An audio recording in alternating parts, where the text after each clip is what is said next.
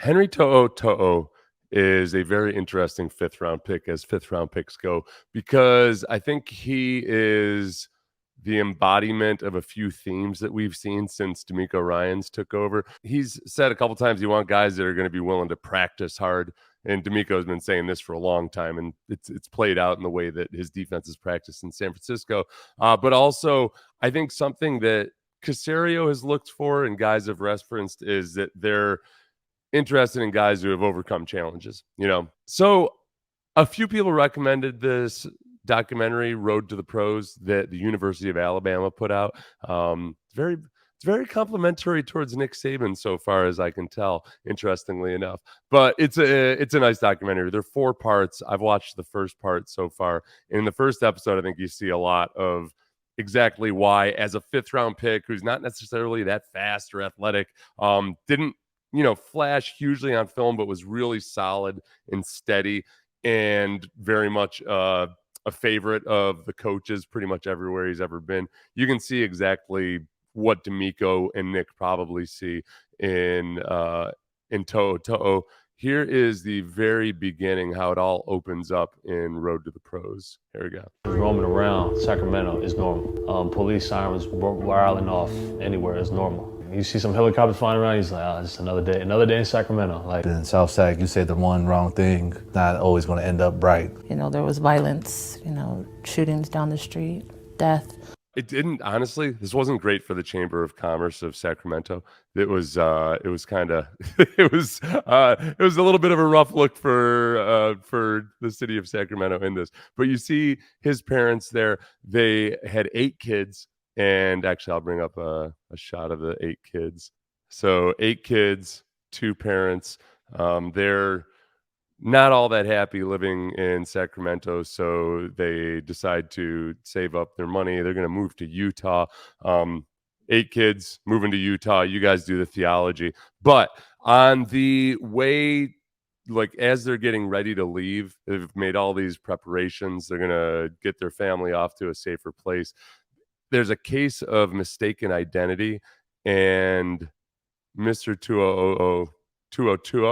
To'oTo'o is basically mistakenly targeted in some kind of crime deal done wrong. This is what happened to him.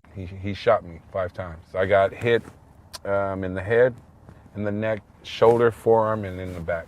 Yeah, like a bunch of times. And was the car was shot into 30 times, and they go over this. It's a really good documentary, just about what that was like for Henry and his brothers, and giving him some perspective on life. But one of the huge themes here, as they end up staying in Sacramento, obviously, was from a very young age, Mr. To'oTo'o was To'oTo'o. Damn it. I've practiced this for a while. As To'oTo'o played at San Diego State, I think, and was very much into football and wanted his sons to have the discipline of football and to learn those life lessons. He would take them out to work out basically from a very young age. I did a little bit of a montage. There's actually a lot more description of the different types of workouts they had here, but here gives you a little feel for what they showed in the documentary. He used to wake us up about 6:30, 7 o'clock, and make us do 100 push-ups, 100 sit-ups, 100 squats, and then like 100 crunches. Like I'm talking about, like we 6 years old doing this. And I was like thinking in my head, I'm like, this has to be child abuse. This has to be. Like his biggest thing was trying to break you. Like if he can break you, anybody can break you. So, like, honestly, like you get this image of, all right, To'oTo'o and his brothers are out there working out at this park down the street. They'd run like a mile to warm up, go to the park, do all these agility drills. And Henry wasn't actually all that coordinated to start off with, but his father would always have him playing up. I get a little bit conflicted when you start hearing stories like this because it's awesome when it works out, but it's not always so awesome when it doesn't work out. When somebody I want to say they put that much pressure on a kid, but it does sound like Mr. To'oTo'o was like using it more as, okay, these kids need something and I'm going to give it to them, and not necessarily putting pressure on them to be great or anything. And it's a very tight knit family. So it feels like, it doesn't feel like a Todd Todd Marinovich type of situation. So he takes until he's about 12 years old, and then all of a sudden it starts clicking for him. About when I was like 12, 13, like I started getting faster, I started getting stronger out of nowhere, and I started running people over. Like, and I was like, yeah, okay, now I like this. Now I'm starting to do the hitting. He ends up deciding to go to De La Salle, which is a very, very good school in California that I knew a couple kids that played for De La Salle. This is how good they are. I can remember we had this one kid, Jeff Cortez, who played. He must have graduated high school in like 91 or something, 92. And then we had another kid come in a couple years later, and the kid who was a little bit younger than Jeff Cortez said that like basically Jeff's class, they're not looked fondly upon on campus because they didn't win a state championship. Like they were only really, really, really good. They must have gone like 10-2 or something instead of being one of the top 25 ranked schools in the country. So they've got a tradition there. The thing that I think that Caserio and D'Amico probably really liked about that was that aside from this, To'oTo'o. I've nailed it every time, guys. Don't even act like I don't know about the glottal stop. Rotten Oxford told me all about the glottal stop. But this next part is what I think the D'Amico and Caserio probably really like about To'oTo'o's experiences. I went to De La Salle, it was like, you do your job and do it to the best of your capability. And like, if we all do our job together, like we're going to have the outcome we want. Yeah. So I think that's important. If you think about this kid that was a superstar at his local high school, and then he goes to De La Salle. And I saw this in kids from De La Salle. They kind of learn, okay, there is no such thing as big man on campus. You know, you've got a bunch of studs at that school, and you better learn how to play your ass off and just do the right thing, be a team player. Obviously, college coaches appreciate that and look for that kind of stuff.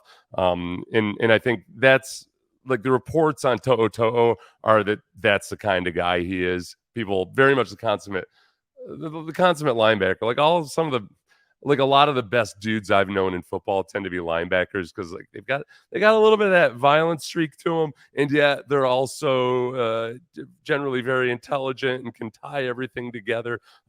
They've got like the blend of everything. So he gets recruited out of De La Salle. This is another interesting part, and I think this is kind of I've always been torn about this strategy that his father and him used as they approached recruiting. We're not going to chase the college. We're gonna find and chase a coach. And I never quite knew what to make of it, because if you chase a coach, you're gonna end up potentially having that coach leave if things don't go well. So maybe I'm just too naive and idealistic about it, and maybe I'm just jealous because I didn't get like a big time college experience. I didn't go to a Tennessee or an Alabama.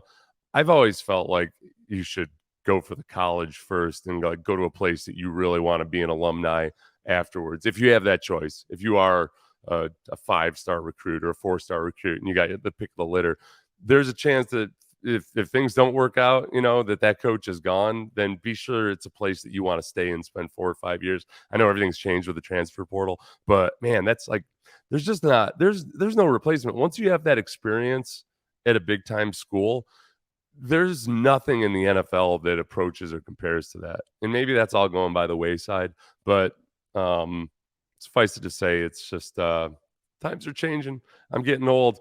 As far as Nick Saban, as he started to join the fray, and Tennessee obviously was involved. For those of you that don't know exactly how this turns out, I'll keep it quiet. There's a little bit of a twist at the end here, okay? So To'oTo'o is getting recruited, and he's getting tired of the process.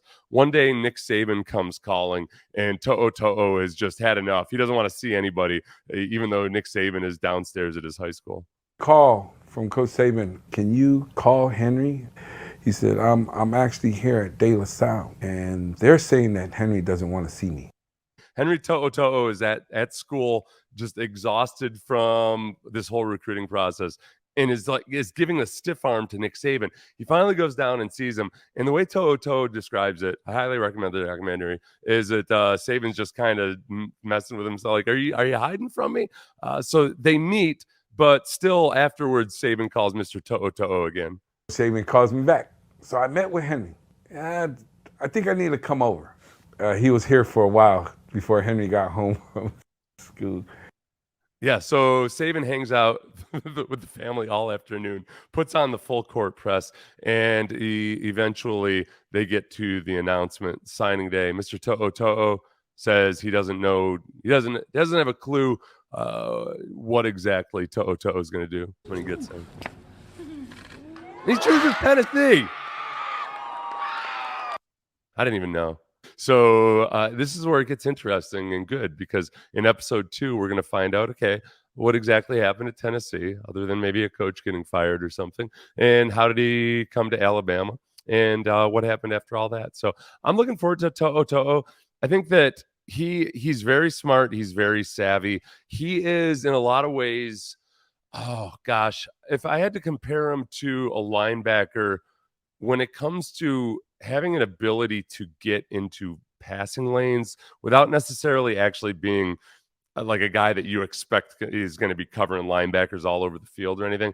I think actually Cushing, when he had the right coordinators, Cushing, I thought, did a good job of getting into passing lanes, and when he was used effectively without having to be, covering guys man all that much, I think Cushing was really good in that respect. And I think To'oTo'o is that kind of guy. He's a 5th round pick. I think they probably look at him as a guy that can contribute on special teams, and maybe he develops into something more. I think if he had a little bit more kamikaze to his game, which it goes against what one of his strengths is, which is he's always in the right spot.